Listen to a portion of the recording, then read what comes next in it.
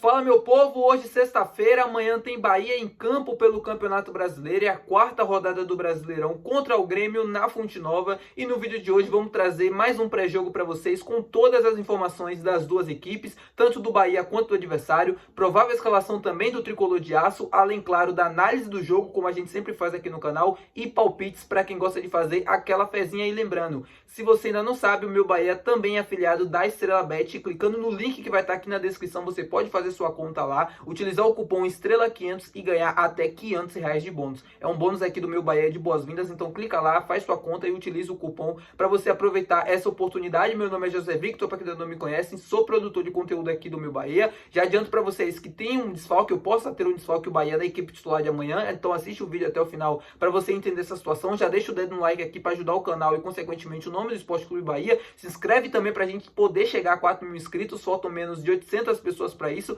E já vamos começar esse vídeo para não perder tempo, meu povo. Vamos começar com as informações para a gente não se perder, tanto do Bahia quanto do Grêmio. Do lado do Grêmio, para explicar a situação do tricolor gaúcho para vocês. O Grêmio tem novidades na lista de relacionados dos jogadores que viajaram para Salvador. Entre eles, o atacante Diego Costa, que estava sofrendo com dores físicas, ficou de fora dos últimos 3 jogos do Grêmio, né? Pela Libertadores, por exemplo, do meio de semana nem sequer viajou, mas viajou para Salvador com um grupo que vai encarar a partida de amanhã. O Diego Costa ainda não é uma presença confirmada no time titular, a expectativa é de até que ele fique fora, que ele comece no banco de reservas, mas viajou com o grupo e pode ser uma opção no decorrer da partida ou entre os 11 iniciais. Sobre Edenilson, nova contratação do Grêmio, que já foi apresentado na última quinta-feira, ele foi apresentado para poder viajar com o grupo e aí poder fazer parte do jogo ou não. Ele pode começar entre os 11, não tem nenhuma questão física ou algo que impeça isso, aí vai depender do Renato Gaúcho. Eu acredito que o Edenilson não comece entre os 11, ele não começa como titular, mas possa pintar também, além do goleiro Rafael Cabral e do volante Carvalho, do uruguaio da equipe do Grêmio. O Rafael Cabral, assim como o Edenilson, é novo reforço, veio do Cruzeiro, fez todos os trâmites, a apresentação para estar à disposição do técnico Renato Gaúcho para essa partida e viajou para Salvador. E o volante uruguaio Carvalho teve uma lesão no ombro,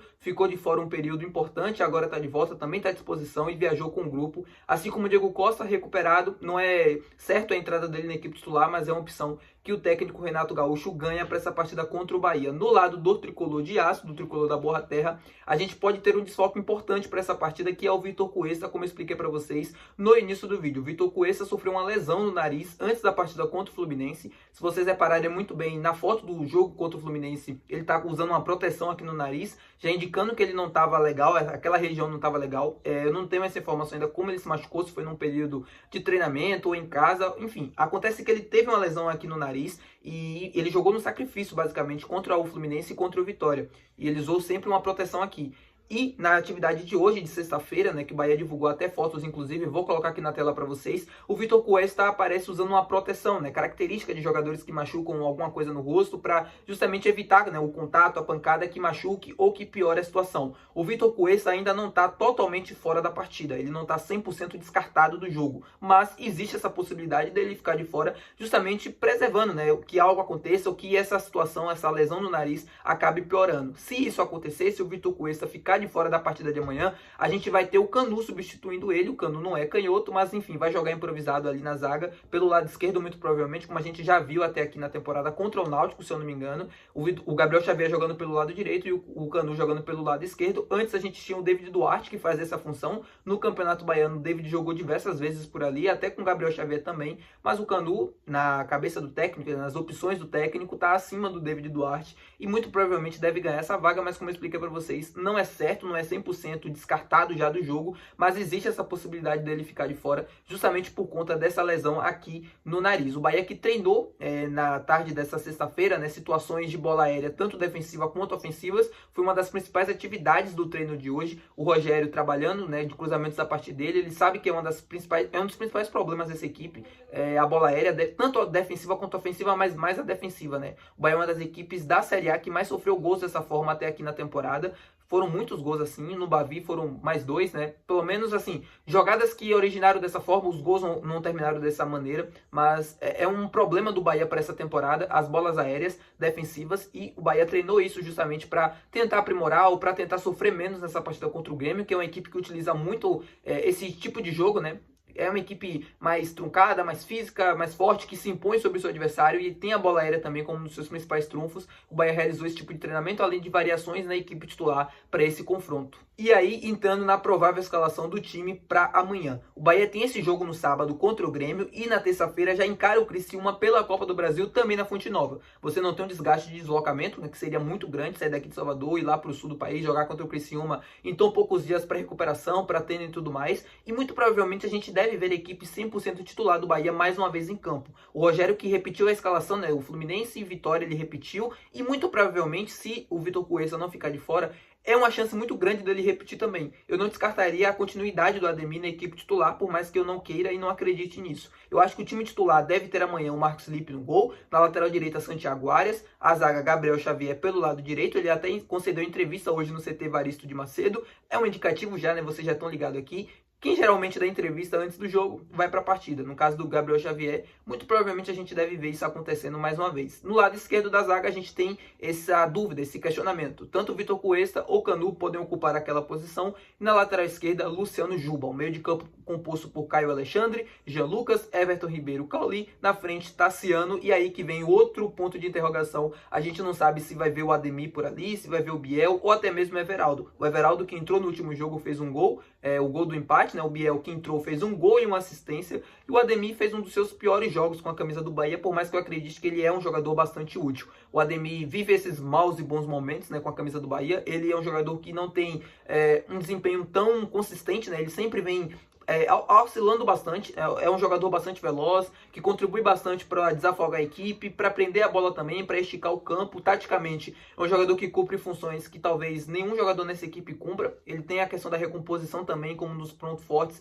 para ser mantido na equipe titular, mas ofensivamente ele entregou gols, assistência nessa temporada, mas a gente sabe que não é uma das suas principais qualidades. O Biel é um jogador muito mais com esse tipo de característica, ele entrega muito mais assistências, é o garçom da equipe até aqui na temporada, também contribui com gols, por mais que não estejam saindo tantos assim nessa temporada, mas a gente sabe do poder técnico do Biel. Eu gostaria de vê-lo em campo, por mais que eu acredite que o Everaldo possa ganhar essa vaga também, até para trombar entre os zagueiros, para disputar ali na área, para incomodar. Por mais que o Everaldo não venha jogando como centroavante, eu acho que pode até ser importante para esticar um pouco mais a equipe do Grêmio, para poder levar e arrastar a marcação junto com ele. É algo que o Rogério utilizava nas partidas na Copa do Nordeste, né? Utilizou contra o Ceará, por exemplo. É um jogador mais de área, um jogador mais de presença mesmo, que incomoda os zagueiros, que dá atenção para os zagueiros, né? Obviamente. Fazendo isso ele estica o campo, porque quanto mais o Everaldo se desloca, se movimenta, os zagueiros ou os laterais arrastam também. A gente pode ter espaços para infiltração, como foi o caso do jogo contra o Caxias, por exemplo, que o Tassiano fez aquele segundo gol, ou o primeiro, não me lembro, né, que o Everaldo cruza, enfim.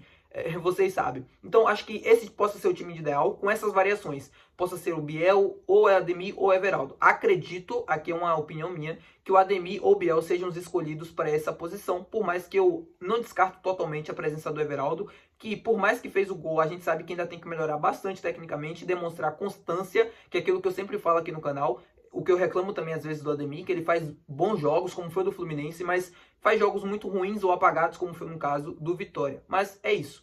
Analisando esse jogo, ainda é a quarta rodada do Campeonato Brasileiro. Eu sei que ainda está no início, algumas equipes com reforços chegando, como é o caso do Grêmio, no caso do Bahia, ainda tentando encontrar um encaixe, um equilíbrio perfeito para dar constância, tanto nos resultados quanto no desempenho para essa equipe. O Bahia que conseguiu conquistar pontos nesse início de campeonato, mesmo que com problemas, com deficiências, como foi no caso da virada contra o Internacional, como foi nos 2-0 que o Vitória conseguiu abrir no Barradão, mas conseguiu conquistar pontos, 4 pontos em 3 jogos. Ainda não é o perfeito, não é o ideal, mas enfim, conseguiu pelo menos uma presença no G10, mesmo nesse início do Campeonato Brasileiro. E esse jogo contra o Grêmio é de extrema importância, porque o Grêmio deve ser um dos candidatos, ou deve ser um dos adversários do Bahia, nessa luta pelo G10, nessa luta pela parte de cima da tabela. A gente não sabe até que ponto esse Grêmio vai conseguir repetir o mesmo feito do ano passado, que em algum determinado momento chegou a brigar pelo título, depois sedimentou entre os 4 primeiros e foi para a Libertadores, se não me engano, de forma direta. E para essa temporada também, assim como o próprio... Não foi um investimento tão grande quanto do ano passado, trazendo o Soares. Mas o Renato é um técnico técnico que exige bastante competitividade dos seus jogadores,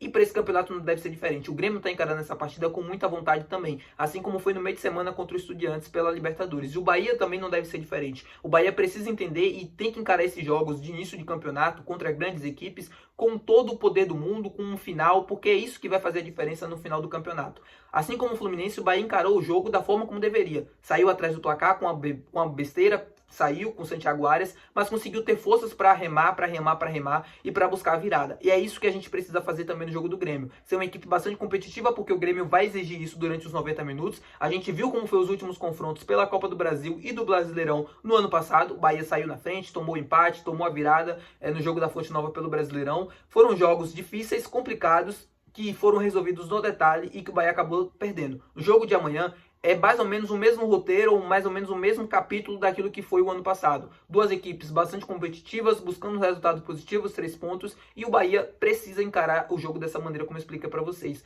Outra coisa que me preocupa, a questão da bola aérea. Como eu expliquei, o Grêmio é uma das equipes que mais utilizam esse jogo ao seu favor, a bola ofensiva, a bola aérea ofensiva, e o Bahia é uma das equipes que mais sofre com esse quesito. Então, é estar atento para não ceder tantas finalizações do Grêmio dessa maneira, finalizações com perigo, jogadores livres dentro da área. Espero um Bahia impositivo, implicando o seu estilo de jogo, com posse de bola, até porque o Grêmio, como característica, tende a ser uma equipe mais reativa. Então o Bahia com posse de bola, atacando, tentando colocar o seu estilo de jogo à frente, se impondo em relação ao seu adversário, e a partir disso vai saber se a gente vai conseguir ver uma equipe que crie bastante situações, que finalize bastante, como já foi em alguns momentos aqui da temporada, ou uma equipe que não consiga ter o controle da posse da bola, que perca muitas bolas no campo de ataque, que não consiga gerar tantas situações como foi em alguns jogos, por exemplo, que foi no caso do Vitória. O Bahia só foi melhorar a partir dos 70 minutos, algo próximo àquilo ali. Então é mais ou menos isso que eu espero. Um jogo difícil, um jogo bastante complicado de se ter uma leitura, mas espero um Bahia com bastante vontade, pelo menos, mesmo que isso não consiga refletir dentro de campo, mas uma equipe com bastante vontade de se impor em relação ao seu adversário e conseguir colocar o seu estilo de jogo até aqui na Fonte Nova, que tende a ser o principal trunfo do Bahia em 2024. O Bahia,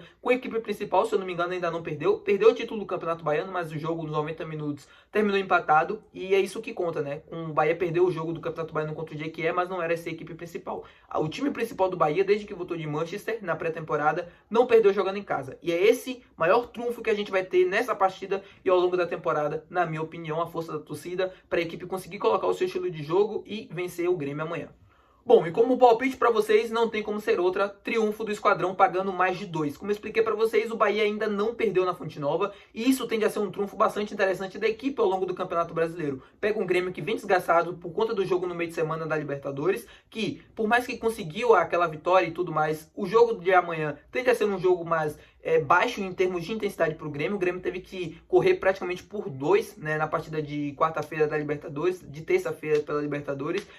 Teve um jogador a menos durante algum tempo do jogo, precisava vencer, marcou bastante, correu bastante, se desgastou bastante, e por isso, para mim, esse triunfo do Esquadrão tem valor amanhã. Então, se você fizer o seu cadastro na Estrela Bet, utiliza lá o cupom Estrela500, ganha R$500 de bônus, até R$500 de bônus, a depender do valor que você colocar. Colocar R$50, ganha mais 50, colocar mais 100, ganha mais R$100, colocou R$500, ganha mais R$500 em bônus para poder brincar e fazer a sua fezinha lá na Estrela Bet, tá, meu povo? É isso, espero que vocês tenham gostado do vídeo. Se você gostou, não se esquece de deixar o teu gostei, é muito importante aqui pro canal que você contribua, com like, se inscrevendo. Eu percebo que muita gente que assiste os vídeos aqui ainda não é inscrito, então se você puder dar essa força pra gente, muito obrigado aqui se inscrevendo e deixando o teu like, tá? Até amanhã, a gente deve ter vídeo às 6 horas, e depois mais um vídeo depois da partida contra o Grêmio, um pós-jogo, trazendo análise dessa partida pra vocês, tá? Então, não se esqueçam, amanhã às 6 horas tem vídeo, depois do jogo também tem outro vídeo, já se inscreve pra você não perder nenhum quando sair, tá? Até amanhã, meu povo, valeu!